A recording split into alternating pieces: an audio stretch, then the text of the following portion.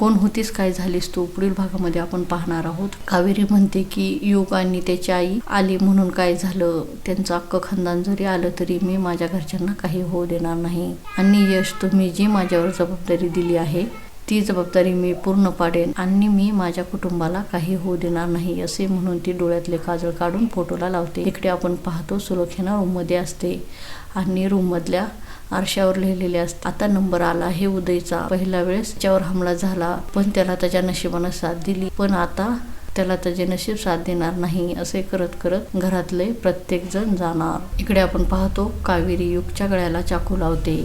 युग कावेरीला म्हणतो की त्यांना जर माहीत झालं तर त्यांचा लाडका यश या जगामध्ये नाही आणि ही गोष्ट तू लपवलेली आहेस तर मग काय होईल याचे परिणाम तू भोग.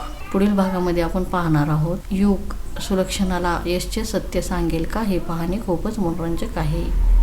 कोण होतीस, काय झालीस तू या मालिकेचे डेली अपडेट पाहण्यासाठी आमच्या चॅनलला लाईक करा, शेअर करा आणि सबस्क्राईब करायला विसरू नका.